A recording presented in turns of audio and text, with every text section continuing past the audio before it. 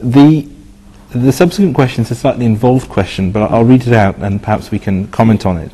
And the question asks, if God is all-powerful, why does he permit people to suffer and children to starve to death? Either he cannot or he will not. If he cannot, he is not powerful. If he will not, he is evil.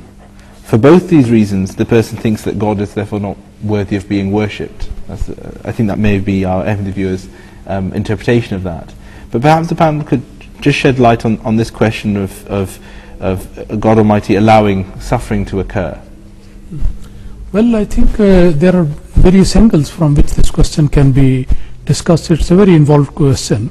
But one thing is very simple, that a lot of problems that we see in this world, they cannot simply be all attributed to God directly like that. Like, for example, in case of earthquakes, people may say it is God's doing. But what about the lack of food, for example? People starving, they have mentioned there, some children starving there. Lack of food is not because God Almighty has not provided enough means of provision to the people today. Rather, they have been provided much greater at level as compared with the past. But still people are starving because of the maldistribution, because of the ill treatment, because of the biased distribution of that food items to the people. There are rich countries, they spend too much, they eat less and waste more, sometimes throwing into the seas. If the same food is sent to those people where people are starving, they would be much better off. So a lot of these problems are not simply to be attributed to God, rather they are man-made. They themselves have created, and then they simply throw the blame on God Almighty. There are different angles to that one. This is one angle which I mentioned. Jazakallah. Dr. Saab, perhaps shedding further light on this, and is this perhaps a good opportunity to mention the concept of free will, and obviously this is a concept that we believe in as Muslims? Yes, that's right. I mean, coming slightly back to that point, obviously these are man-made disasters, and they possibly outweigh the natural disasters that we have.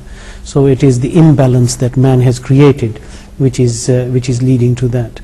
But certainly free will is something that Allah has pointed out to us, wrong and right, and it is for our own judgment to be able to distinguish between wrong and right, and that is where Allah has given us freedom.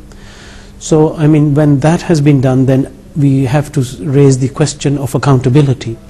Obviously, if Allah has laid both paths to us, and we realize that this is the right path and that is the wrong path, then we will obviously be held accountable for our deeds on the Day of Judgment. And that is where freedom comes into our life, and that is what the Day of Judgment will be. That we were given this life, which was a trial for us, which was a test for us.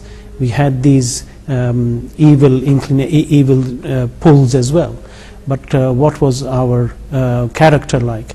And were we able to worship Allah as He had commanded us? And were we able to stay on the right path? Therefore, having had the free will, we were still able to make the right choice, and therefore we should be rewarded by Allah in that respect in the life after death.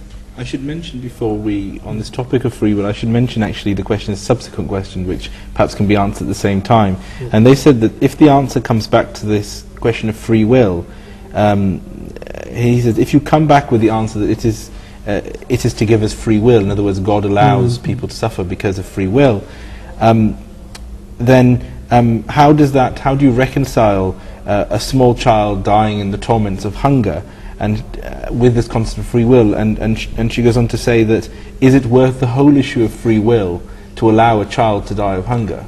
I think one thing that stems from that, and we have to be clear about it, is that life on this earth is a temporary abode, whereas the life to come is an everlasting abode.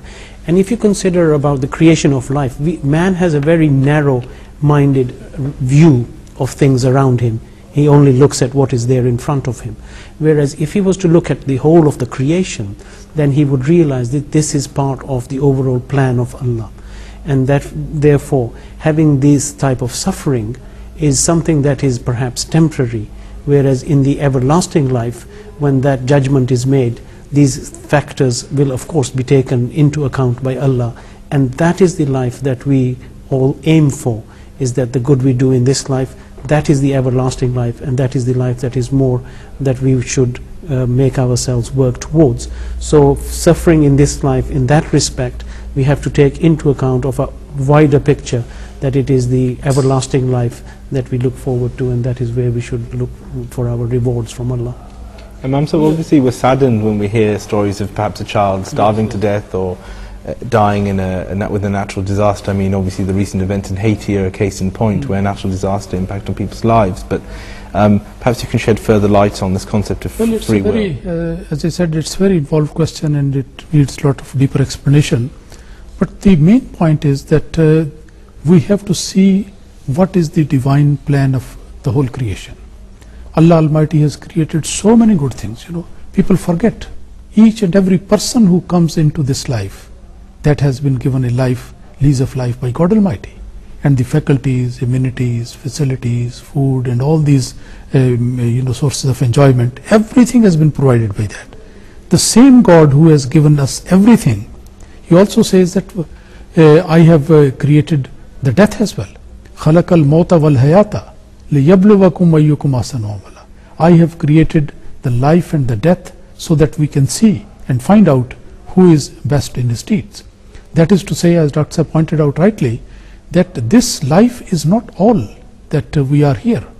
This is just a temporary life, a very temporary period of stay that we are spending here, compared with the life to come, which is eternal.